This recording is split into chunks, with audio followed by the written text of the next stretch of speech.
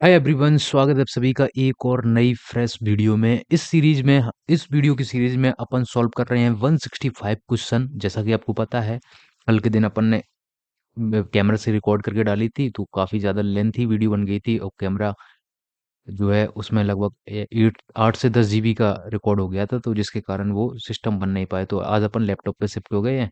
जैसा कि आप देख सकते हैं, ये वही वाला बोर्ड है जो अपन कोचिंग पढ़ते हैं, ठीक है।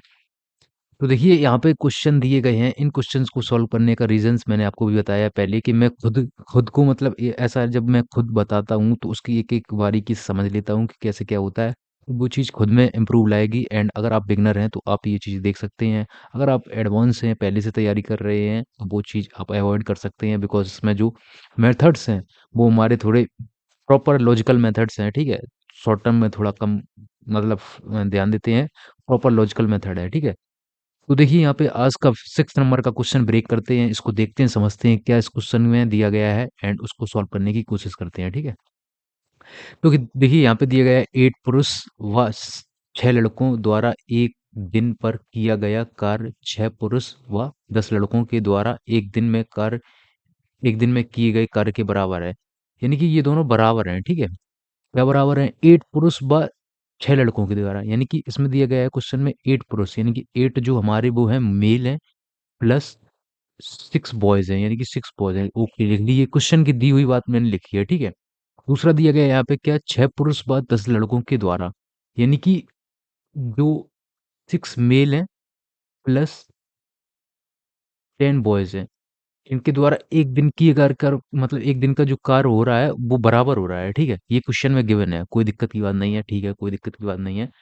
यदि उन सभी को उनकी क्षमता मतलब दक्षता यानी कि एफिशिएंसी क्षमता के अनुसार भुगतान किया जाता है, तो एक पुरुष व एक लड़के का वेतन का अनुपात क्या ज्ञात बताइए। मतलब इसमें सिंपल बताइए, इसमें पूछा गया है, रेशियो पूछा गया है, एक पुरुष व एक लड़के के वेतन का रेशियो पूछा गया है, ठीक है। कोई दिक्कत की बात नहीं है, इसमें रेशियो निकाल लेंगे अपन। ये इक्वेशन एक तरीके की बन गई है, इसको सॉल्व कर लेंगे, इजीली तरीके से सॉल्व हो जाएगी, कोई दिक्कत की बात नहीं है। तो यहाँ पे ये 8 मेल हैं और इधर एक 6 मेल हैं, ठीक है। तो इनको जब इधर साइड ले आएँगे तो ये माइनस हो जाएगा, इसको इधर ले आएँगे तो इधर को माइनस हो जाएगा। तो अपन कर लेंगे 8 male minus 6 male equal to 10 boys minus 6 boy. तो ये अपना हो जाएगा लगभग-लगभग 2 मेल इक्वल टू 4 बॉयज़। अगर इनका अनुपात निकाल लेंगे, ये इक्वल में है, अगर इनका अनुपात निकालेंगे तो इसको इधर ले जाना पड़ेगा एंड इसको इधर ले जाना पड़ेगा, यानी कि मेल अपॉन बॉयज़ करना पड़ेगा। तो इसको मेल अपॉन बॉयज़ करेंगे, इक्वल टू ये 4 है। जब ये इधर तो ये 4 ही रहेगा, ये 2 है, इधर साइड आएगा तो अपॉन में आ जाएगा, ठीक है। तो इसको ये सॉल्व हो रहा है तो इसको जैसे 4 अनुपात 2 भी लिख सकते हैं, बट इसको अगर ये कट रहा है तो इसको काट के देख लेंगे, ठीक है। तो ये हमारा हो गया 2 दूनी 4, 2 एकम 2। यानी कि मेल का अनुपात 2 है, बॉयज़ का अनुपात 1 है। तो हमारा जो अनुपात निकल के आया वो निकल के आया हमारा 2 अनुपात 1, ठीक है। कोई दिक्कत की बात नहीं, ये हमारा रेशियो निकल के आ गया। अब सेकंड क्वेश्चन पूछा गया है, इसमें इसी में सेकंड क्वेश्चन पूछा गया है कि 2 लड़कों और 5 पुरुष उसी काम को कितने दिनों में करेंगे। मतलब 2 बॉयज़ प्लस 5 मेल उसी काम को कितने दिन में करेंगे, ये पूछा गया है, ठीक है। तो देखिए, किसी भी काम को निकालने के लिए उसका टोटल वर्क जानना बहुत ज़्यादा ज़रूरी है। तो अपन को इसको इसमें टोटल वर्क निकालना पड़ेगा, बिकॉज़ यहाँ पे अभी हम उसका जो 2 लड़के और 5 पुरुष हैं उनका निकाल पाएँगे, ठीक है। टोटल वर्क निकालने के लिए अपन को क्या करना पड़ेगा, इस वाली वैल्यू को, जो ये वाली वैल्यू है, ये वाली जो वैल्यू अनुपात आया है, इसको इस वाली इक्वेशन में पुट कर देना है। अब इक्वेशन इसमें पुट करें या इसमें पुट करें डज़न्ट मैटर, क्योंकि ये दोनों बराबर हैं, ठीक है। तो उसमें हमें चाहे इसमें पुट करके देख लें, चाहे इसमें पुट करके देख लें, तो हमारा टोटल वर्क आ जाएगा, ठीक है। टोटल वर्क आ जाएगा। भाई ये कर रहा है ये तो, ठीक है। तो यहाँ पे पुट कर लेते हैं, इसमें को पुट कर लेते हैं, तो इसमें 6 मेल, अरे चल जाए यार,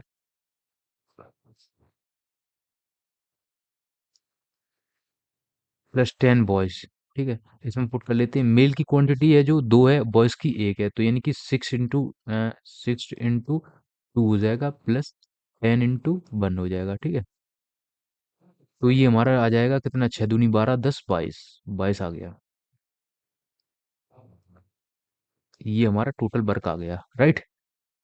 तो अपन ने टोटल वर्क निकाल लिया है। अभी अपन को क्या निकालना है, 2 लड़के और 5 पुरुष उसी काम को कितने दिन में, इनका मतलब टाइम निकालना है। जो ये हमारे 2 लड़के हैं, 5 पुरुष, इनका टाइम निकालना है, ठीक है? कोई दिक्कत की बात नहीं है, यहाँ पे टोटल वर्क आ चुका है एंड यहाँ पे टाइम निकालने के लिए अपन को पता है टाइम का फॉर्मूला, अपन को क्या पता है, वर्क अपॉन एफिशिएंसी। जैसा कि आपको पता है time equal to work upon efficiency, मतलब जो टाइम वर्क होता है अपॉन में इफिशिएंसी उनकी क्षमता होती है, उसको डिवाइड करना पड़ेगा। तो अपन ने टोटल वर्क निकाल के रखा है टाइम निकालने के लिए, ये वाला हमारा टोटल वर्क है। तो इसमें अपन कर देंगे 22 अपॉन एफिशिएंसी। अगर हम निकालें तो एफिशिएंसी अपन को आ जाएगा लगभग, यहाँ पे अगर ये वाली वैल्यू इनमें पुट करेंगे, ये वाली जो अनुपात की वैल्यू थी वो इसमें पुट करेंगे। जैसे मान लीजिए इसका मेल का एफिशिएंसी निकालनी है, जो इनमें से पूछा गया है, तो बॉयज की एफिशिएंसी निकालनी है तो 2 इंटू 1 हो जाएगी, और मेल की निकालनी है तो 5 इंटू 2 हो जाएगी। यानी कि 5 दूनी 10 और 2 एकम 2, 10 तो 12 हो जाएगी इन दोनों की इफिशियंसी, मतलब इनकी कार्य क्षमता, इन दोनों मेल और बॉयज की कार्य क्षमता जो दी गई है क्वेश्चन में, उसके हिसाब से 12 एफिशिएंसी हो जाएगी, ठीक है? तो ये 12 एफिशिएंसी हो गई, तो इसको सॉल्व कर लेंगे तो ये हमारा कट जाएगा लगभग लगभग 2 छक 12, 2 एकम 2, 2 एकम 2। तो हमारा जो टाइम निकल के आया है इन बॉयज का और 5 मेल का, वो निकल के आया है 11 अपॉन 6। बस यही दिया गया था क्वेश्चन में, यही पूछा गया था, तो यहाँ पे लिख देंगे अपन 11.6, यहाँ पे निकले लिख देंगे अपन 2:1। आई होप आपको ये क्वेश्चन समझ में आया होगा। अगर आप प्रॉपर ध्यान से समझेंगे तो ये समझ में आएगा, ठीक है? मेथड बिल्कुल थोड़ा सा लॉजिकल मेथड लगाया है एंड थोड़ा लंबा खींचा है। आई होप आपको पल्ले पड़ा होगा, ठीक है? अभी अपन दूसरा क्वेश्चन देखते हैं एंड दूसरे क्वेश्चन पे चलते हैं, देखते हैं क्या सब माहौल है इसमें। और भाई, एक भाई तो कमेंट कर रहे थे कमेंट बॉक्स में, भाई समझ में आता है ये वो, तो चलो कोई नहीं, उनके लिए वीडियो बना देते हैं, कोई दिक्कत की बात नहीं है। क्योंकि जब मैं इस तरीके का कार्य करता हूँ तो मुझको खुद, मतलब मुझे खुद समझ में आती है चीजें कि हाँ कैसे काम करती हैं, तो वो चीज अपने लिए थोड़ी सही काम करती है। राइट गाइस, तो अपन आ चुके हैं सवाल नंबर 7 पे एंड जैसा कि आप देख सकते हैं इस सवाल में हमें पूछा गया है, वो है अधिकतम लंबाई ज्ञात कीजिए। अधिकतम लंबाई ज्ञात कीजिए, ओके, जिसका उपयोग 58 मीटर, 87 मीटर एंड 116 मीटर लंबाई को पूर्णतः मापने के लिए किया जा सकता है। ठीक है, अधिकतम लंबाई, जैसा कि आपको पता है अधिकतम लंबाई जो हमारी होती है वो हाईएस्ट एचसीएफ मान सकते हैं, एक तरीके का होता है, ठीक है? तो इन संख्याओं का एचसीएफ निकालना है, पहले क्वेश्चन में हमें दिखे मिले। तो अपन को पता है 58 मीटर, 87 मीटर, 116 मीटर। तो इसका एचसीएफ निकालने के लिए सबसे पहले इनको हम ब्रेक कर लेते हैं। इसका ब्रेक करेंगे पहले 58, यानी कि ये हो जाएगा 50, 50 का आधा 25 और 4 का आधा, हाँ, 4 का दोगुना 8, यानी कि ये हो जाएगा हमारा 29 इंटू 2। ओके, और ये हमारा हो जाएगा 29 का मल्टीपल होगा ये 3, 3 दूनी 27, 3 दूनी 6, 1 7 8। ओके, तो हमारा हो जाएगा 29 इंटू 3, और ये हो जाएगा हमारा 58, यानी कि 50 दूनी 100, 8 दूनी 16। ओके, ये हमारा 58 इंटू 2 हो जाएगा। अगर हम इसको ब्रेक करें तो ये भी हमारा 29 इंटू 2 हो जाएगा, जैसा कि आपको पता है ये वाला में सॉल्व किया है, ठीक है? तो हमारा यहाँ से जो कॉमन आएगा वो हाईएस्ट कॉमन फैक्टर आएगा जो हमारा, वो 29 आएगा, ठीक है? हम्म। तो ये हमारी जो अधिकतम लंबाई होगी किसी भी इन इनकी यूनिट का, किसी भी इन इन मतलब तीनों की संख्याओं के यूनिट, जो छोटा यूनिट होगा उसकी अधिकतम लंबाई 29 होगी, तभी हम उसको नाप पाएंगे, ठीक है? तो ये हमारा फर्स्ट वाले क्वेश्चन का आंसर आ चुका है। अभी सेकंड वाले में पूछता है इसमें न्यूनतम कितनी बार मापा जा सकता है। कहने का मतलब ये है, जो ये 29 यूनिट आई है, इसको न्यूनतम इनका जो योग होगा उसको कितनी बार नापा जा सकता है, ठीक है? न्यूनतम मतलब कितनी, 29 इंटू 29, 29 इंटू 29। जैसे मान लो एक ये कोई 100 मीटर की वो है, ठीक है? 100 मीटर की कोई ये रस्सी है। अब इसमें हमें एक एक मीटर के जो पार्ट करने हैं, एक एक मीटर दे दिया, तो इसको न्यूनतम कितनी बार नाप सकते हैं? 1-1 मीटर। तो ये हो जाएगा 1 मीटर इंटू 100, यानी कि 100 मीटर, 100 बार नाप सकते हैं। यहीं पे हम दे दें यही दे दें 5 मीटर की, तो ये हो जाएगा हमारा 100/5, यानी कि 5 दूनी 10, 20 बार नाप सकते हैं, ठीक है। उसी तरीके से ये पूछा गया है कि इनमें जो 29 जो अपन ने एचसीएफ निकाला है, इसको कितनी बार नाप सकते हैं, ठीक है। तो अपन कर लेंगे यहाँ पे 58, 87, 116, इसमें कर देंगे 29 का डिवाइड, तो अपना आ जाएगा न्यूनतम, ठीक है। तो ये आ जाएगा, ये अपन नाप सकते हैं 2 बार में, और ये नाप सकते हैं अपन 3 बार में, और ये अपन नाप सकते हैं 29, यानी कि यूनिट डिजिट 9 है, 9 दूनी 18, 29, 9 चौकू 36, 4 निम 36, 4 बार चला जाएगा ये हमारा शायद, ठीक है। 4 निम 36, 4 दूनी 8, 3 11, ओके, 4 बार चला जाएगा, ठीक है। तो ये अपन नाप सकते हैं 4 बार। अरे चल जा पेन यार, भाई साहब कंप्यूटर लैग कर रहा है।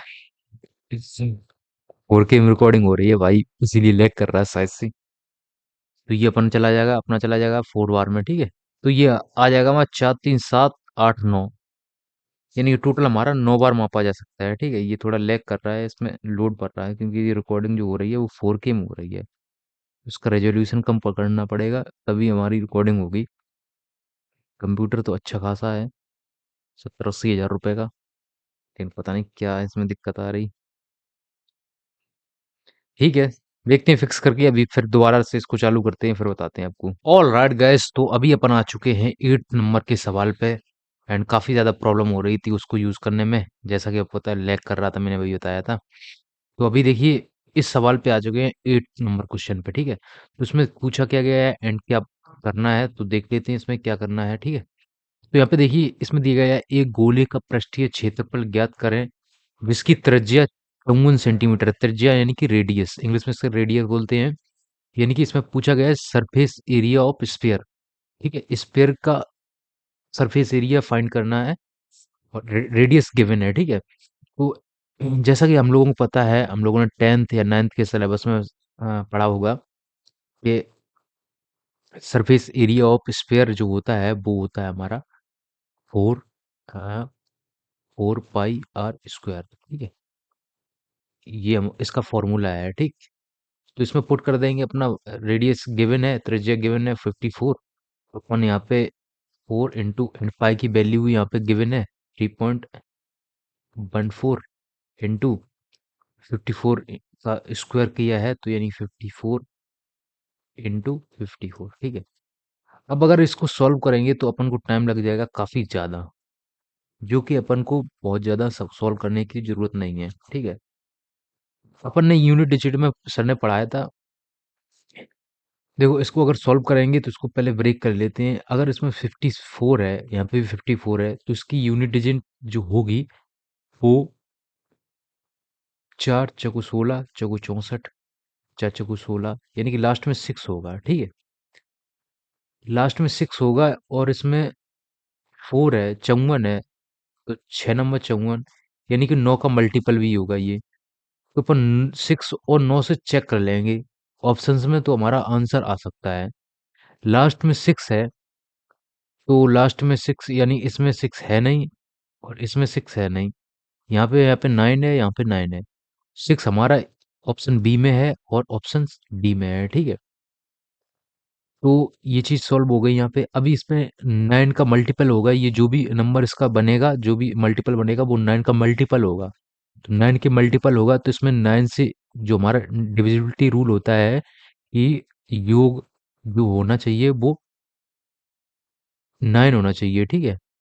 तो यहाँ पे 9 से डिविजिबल होना चाहिए जो हमारा योग होता है। तो यहाँ पे चेक करके देख लेंगे कि हमारा योग बन रहा है कि नहीं बन रहा है।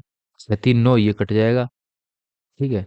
और ये 6 4 10, यानी कि एक 9 कट जाएगा ये, और 10 6 16, एक 9 ये कट जाएगा, और 6 4 10, और 6 16, यानी कि ये 9 से नहीं कटेगा। तो हमारा इसको चेक कर लेते हैं। 6 3 9, ये 3 9 से कट जाएगा, ये 9 से कट जाएगा। 6 4 10, 2 12, 12 6 18, यानी कि ये हमारा 9 से कट जाएगा। तो हमारा ऑप्शन सही जो हो जाएगा वो डी हो जाएगा। इस तरीके से हम सॉल्व कर सकते हैं विदाउट एनी कॉम्प्लिकेटेड कैलकुलेशन, ठीक है। तो अपन ने 8th क्वेश्चन को सॉल्व कर लिया है। अभी चलते हैं अपन क्वेश्चन नंबर 10 की ओर। देखते हैं उस क्वेश्चन में क्या पूछा गया है एंड अपन उस क्वेश्चन को किस तरीके से बनाएंगे। ठीक है, चलते हैं। ओके, सो यहाँ पे अपन को इकाई अंक ज्ञात करने को दिया है। कोई दिक्कत की बात नहीं है, यूनिट डिजिट इसमें पूछा है और यूनिट डिजिट में पहला ही चैप्टर है जो कि सर ने स्टार्टिंग में ही पढ़ाया था। तो इसमें वही फॉर्मूला लग जाएगा या यही वही रूल लिख जाएंगे, ठीक है। तो यहाँ पे दो का सर ने बताया था 1056 जो होता है वो नो चेंज होता है, और 2 3 7 8 का नियम होता है पावर में हमें 4 से डिवाइड करना पड़ता है, जो भी बचे उसको रखते हैं, ठीक है। तो 4 और 9 का नियम होता है, सर ने बताया था कि अगर 4 9 पावर सम निकल के आए तो 2 कर देते हैं, विषम आए तो 1 कर देते हैं, ठीक है। तो देखते हैं इसमें क्या होगा। यहाँ पे 2 है, तो 2 का हमारा 4 में इसमें डिवाइड करेंगे, अगर जो 57 में डिवाइड करेंगे तो 4 एकम 4, यहाँ पे 1 बचेगा, 4 चौको 16, यहाँ पे भी 1 बचेगा। तो यानी जो हमारा हो जाएगा 2 की, ठीक है। तो 2 का नियम होता है अपना 4 से डिवाइड करके देखेंगे 57 में, यानी कि यहाँ से 4 से डिवाइड करेंगे तो यहाँ पे 1 बचेगा, 4 4 एकम 4, इधर पे गया 16, 4 चौको 16, 1 बचेगा, तो ये 2 की पावर 1 लिख लेंगे प्लस। यहाँ पे 3 का भी नियम यही लागू करता है हमारा। 4 से इसको डिवाइड करेंगे, 4 दूनी 8, 2 बचेगा, यानी कि 3 की पावर 2 हो जाएगी प्लस। 1056 में तो 1056 नो चेंज होता है तो हमारा 5 ही हो जाएगा प्लस। 4 यहाँ पे है और यहाँ पे पावर जो है हमारी वो सम है, तो यानी कि 4 की पावर 2 हो जाएगा, ठीक है। तो हमारा ये आ जाएगा 4 चौको 16, 16 5 21, और 21 और 9, 21 और 9 30, 30 2 32। ये हमारे सॉल्व करने पे 32 आएगा, जिसका यूनिट डिजिट 2 है, तो हमारा इसका आंसर 2 हो जाएगा, ठीक है। आई होप आपको ये समझ में आया होगा। इजी है, जो सर ने बताया था यहाँ पे 1056 जिसका होता है लास्ट यूनिट डिजिट, तो वो नो चेंज होता है, ठीक है। 4 और 9, इसमें क्या हमें पावर देखनी होती है, सम है तो हमारा 2 हो जाएगा, विषम है तो हमारा 1 हो जाएगा, ठीक है पावर। और 2 2 3 7 8, 2 3 7 8, इसमें हमारा देखते हैं 4 से भाग करके, पावर में 4 से भाग कर देंगे, अगर हमें जो भी बचता है उसी का पावर बना लेते हैं, ठीक है। हमारी प्रॉब्लम पेन की है, बाकी और कोई दिक्कत नहीं है, ये पेन नहीं चल रही है भाई, ठीक है। तो हमारा लास्ट क्वेश्चन रह गया है, वो कैसे भी कट जाए, फिर कल से सॉफ्टवेयर वगैरह अपडेट करके प्रॉपर तरीके से करेंगे। ओके, ये क्वेश्चन थोड़ा ट्रिकी है और इस क्वेश्चन में दिमाग लगाना पड़ेगा अपन को थोड़ी देर तक। देखो पहले देखते हैं क्वेश्चन में पूछा क्या गया है, फिर अपन उसको ब्रेक करेंगे एंड सॉल्व करेंगे, ठीक। इसमें दो चीजें हैं, ट्रेन की लंबाई बतानी है, ट्रेन की चाल बतानी है, ठीक है। इसमें देखते पढ़ते हैं, एक ट्रेन 99 मीटर लंबे पुल को पार करने में 61 सेकंड लेती है, ओके। एक अपन 99 मीटर पुल बना लेंगे, इसको पार करने में 61 सेकंड लेती है, 61 सेकंड, ओके लेती है, ठीक है। यदि वही ट्रेन पुल पर खड़े एक व्यक्ति को 52 सेकंड पार करती है, यानी कोई व्यक्ति यहाँ पे खड़ा है, इसको इसको जो पार करती है ट्रेन, वो 52 सेकंड में करती है, ठीक है। ट्रेन की लंबाई बताइए और ट्रेन की चाल बताइए, यानी कि ट्रेन की लेंथ बतानी है और ट्रेन की स्पीड बतानी है, ठीक है। तो अपन स्पीड ही पहले निकाल के देखेंगे। जैसा कि पता है अपन को, speed equal to distance upon time होता है हमारा फॉर्मूला, ये बच्चा बच्चा को याद है, ठीक है। तो यहाँ पे देखिए 52 सेकंड दिया गया है, इसको जो ये बंदा खड़ा है इसको पार करने में 52 सेकंड लेती है, यानी कि इसको अभी यहाँ से हटा लेते हैं, पुल से हटा लेते हैं, यहाँ पे खड़ा कर लेते हैं, ठीक है। अब ये कोई ट्रेन है, जब इसको यहाँ इस पॉइंट से जब इसको क्रॉस कर लेगी पूरा, ये वाला पॉइंट यहाँ पे आ जाएगा, तो उसका टाइम 52 सेकंड ले रहा है, ठीक है? यानी कि जो अपने आप को जो ट्रेन मतलब पूरा क्रॉस करती है वो 52 सेकंड में करती है, ठीक है? और ये 99 मीटर का पुल है, इसको 61 सेकंड में करती है। तो मतलब ये जो इसके बीच का डिफरेंस है वो हमारा कितना है, 9 सेकंड का है, ठीक? ये हमारा क्या 9 सेकंड का डिफरेंस आ गया, ठीक है? अब इसको 9 सेकंड का डिफरेंस आ गया, यानी कि ये हमारा टाइम आ गया, ठीक है? ये जो हमारा 9 सेकंड आया है, ये हमारा टाइम आ गया है। इसके डिफरेंस आ गया, मतलब पुल को पार करने में और उस बंदे को पार करने में जो समय लग रहा है, उसका डिफरेंस 9 सेकंड आ रहा है।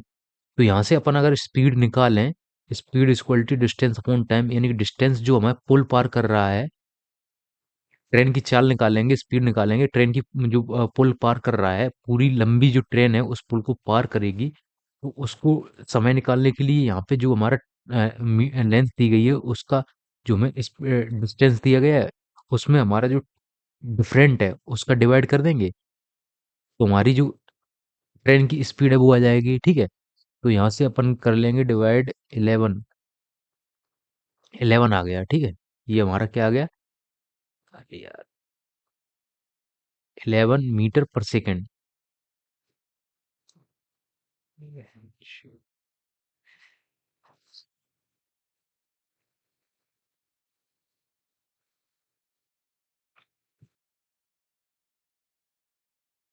तो भाई प्रॉब्लम प्रॉब्लम सिर्फ हमारी पेन की आ रही है, यहाँ पे जो सॉफ्टवेयर में पेन होता है वो चल नहीं रहा है, जिसके कारण थोड़ा सा यहाँ पे लैग इशू क्रिएट हो रहा है, बाकी कोई प्रॉब्लम नहीं है। तो अपन ने 11 इसकी स्पीड निकाल ली है। अब काफी लोगों को यहाँ पे प्रॉब्लम होगी, जो 11 स्पीड है इसकी यूनिट मतलब एसआई यूनिट जो होगी वो क्या होगी है। ऑप्शन में आपको मीटर पर सेकंड भी दिया जाएगा, किलोमीटर पर सेकंड भी दिया जाएगा, ऐसे करके दो तीन और दिए जाएंगे, यहाँ पे भी कंफ्यूजन रहती है, ठीक है? तो क्वेश्चन की पहले देखते हैं एसआई यूनिट क्या है। मीटर है, यहाँ पे भी सेकंड से में बात हो रही है, यहाँ पे मीटर में बात हो रही है, तो हमारी इसकी जो यूनिट बनेगी वो मीटर पर सेकंड ही बनेगी, ठीक है? अगर हमारी बात किलोमीटर में हो रही होती तो यहाँ पे किलोमीटर करते, फिर वो हावर में बात चली जाती, ठीक है? तो यहाँ पे 11 मीटर पर सेकंड, देखो यहाँ पे लैग कर रहा है ये, ठीक है? अभी अपन ने क्या निकाल ली, ये ट्रेन की चाल निकाल ली, यानी कि स्पीड निकाल ली है, ठीक? अब देखते हैं इसमें पूछा गया है ट्रेन की लंबाई, यानी कि ट्रेन की जो लंबाई होगी वो निकालनी है। ट्रेन की लंबाई निकालने के लिए कोई लॉजिकल वाली बात इसमें लगाएंगे कि इसकी जितनी इसकी मतलब लंबाई निकालने के लिए एक डिस्टेंस ही मान लेते हैं, जिस जगह पे वो खड़ी होगी या चल रही होगी तो उतनी कैप्चर करके चलेगी, तो उसकी डिस्टेंस ही मान लेते हैं। डिस्टेंस का फॉर्मूला अपन को पता है कि डिस्टेंस यहाँ से भी निकाल सकते हैं आप, distance equal to speed into time, ठीक है? तो स्पीड जो हमें दी गई है वो हमने निकाली है 11 मीटर पर सेकंड, ठीक है? स्पीड अपन लिख लेंगे इनटू टाइम जो लग रहा है हमारा, वो लग रहा है 52 सेकंड एक व्यक्ति को पार करने में, क्योंकि ये जो एक पॉइंट सा होगा इसका टाइम तो हम लिख नहीं सकते हैं, क्योंकि ये टाइम दिया गया है जो हमारे पुल का दिया गया है, और जो व्यक्ति को पार कर रही है वो पूरी ट्रेन खुद को पार कर रही है ना, उसकी जो उसको टाइम दिया गया है तो उसको लिख लेंगे, क्योंकि वो एक पॉइंट से पार कर रही है, यहाँ पे इतना चौड़ा हो जाएगा तो वहां पे वो टाइम ज्यादा लेगी। यहाँ से अपने आप को पार कर रही है तो उसकी खुद की जो टाइम होगी वो होगा इसमें, ठीक है? तो यहाँ पे 52 से इसको मल्टीप्लाई कर देंगे तो ये अपना आ जाएगा 11 दूनी 22, 11 55 और 56 57, यानी कि ये हमारा आ गया 572 मीटर, ठीक है? ये हमारी आ गई ट्रेन की लेंथ। सारी प्रॉब्लम इस पेन में है भाई, पेन नहीं चल रही सही प्रॉपर तरीके से, सॉफ्टवेयर अपडेट करना पड़ेगा, कल से एकदम प्रॉपर तरीके से बढ़िया तरीके से आपको सामने वीडियोस आएंगी। होप करता हूँ आपको इन 5 क्वेश्चंस की वीडियो में कुछ ना कुछ लर्निंग मिली होगी। अगर मिलती है प्लीज़ चैनल को सब्सक्राइब करिएगा एंड वीडियो को लाइक करिएगा एंड मेक श्योर करिएगा एक छोटा सा कमेंट करने की कृपा करिएगा। अगर आप कोचिंग सेंटर ज्वाइन करना चाहते हैं तो हमारे इटावा में एक बहुत ही अच्छी कोचिंग सेंटर है, एसके कैंपस, उसमें आप ज्वाइन कर सकते हैं एंड सीख सकते हैं, अपनी तैयारी को सकुशल आगे बढ़ा सकते हैं। काफ़ी अच्छे अच्छे टीचर्स हैं, मैथ के तो कहना ही क्या, मैथ और जी के जीएस के एक नंबर के टीचर मिलेंगे आपको। तो बहुत बढ़िया चीज़ है। पढ़िए मौज मस्ती से और आगे बढ़िए। ठीक है, मिलते हैं कल, देखते हैं कल कैसा क्या सीन रहेगा। जैसा भी रहेगा आपके साथ शेयर जरूर करा जाएगा। होप करता हूँ आपको वीडियो में इंटरेस्ट लगा होगा।